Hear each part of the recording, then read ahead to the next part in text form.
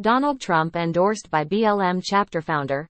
*100%fedup.com by Danielle Mark Fisher, who co-founded BLM Rhode Island and founded Maryland-based BLM Incorporated, spoke to the Epoch Times about the political persecution of J6 prisoners and the black community's increased support of Donald Trump.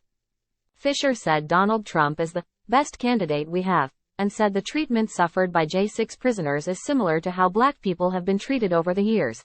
He has stood in solidarity with leaders of the Proud Boys and led vigils of prayer for the people he believes to be political prisoners, the Epoch Times reports.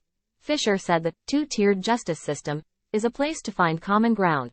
One of the things I highlight when I speak to them is that they have a whole new understanding now of what black people have been going through with the over-policing, the police brutality, and the unfair treatment in the two-tiered justice system and how oppressive and overreaching it is, Fisher told the outlet. Mark Fisher, a founder of a chapter of Black Lives Matter, is putting his support behind Donald Trump and the January 6th prisoners. Time equals 400 ms. greater than. This is what the government does to those who express independent thought and who stand up for what they believe, Fisher said of the prisoners. He has held candlelight vigils for them in an attempt to raise awareness.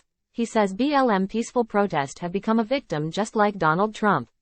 He said anti-F, A and anarchist show up and cause chaos to make everyone look bad. Is this the turning point that finally wakes more people up? Fisher said the mainstream media's distortion of the truth is another area to find common ground. In the interview, he compared the 2020 summer riots to the January 6, 2021 U.S. Capitol protests. He blamed the media for keeping everyone divided. The Epoch Times reports.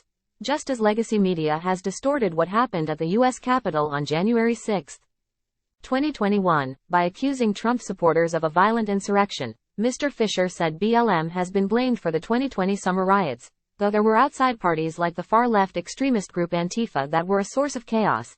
Antifa had a lot to do with the riots of 2020, and there were a lot of anarchist groups who just wanted to take advantage of the moment and were out for destruction, he said. Black Lives Matter had been around years before George Floyd died while in police custody in Minneapolis in 2020, Mr. Fisher said. Former Minneapolis police officer Derek Chauvin was convicted of murder in the case. That's when it became a political movement and the national and global center of attention, Mr. Fisher said. The media made us its darling, which it loves to do, and it was able to make us its scapegoat when things started to go south, Mr. Fisher, a Christian who has a degree in theology with a background in being a pastor, expressed contempt for both the government and the media.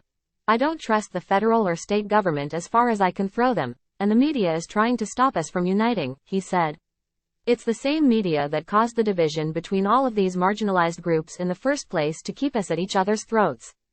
Time equals 400 ms. greater than. Fisher also called the Democrat Party a racist party. It's a racist party with racist policies that negatively impact black families, Fisher told the Epoch Times. Black people are stuck on that plantation, mentally.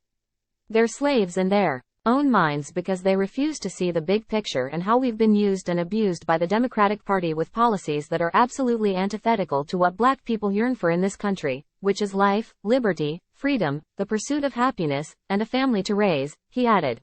In addition, Fisher criticized the Republican Party and said it's a corrupt institution.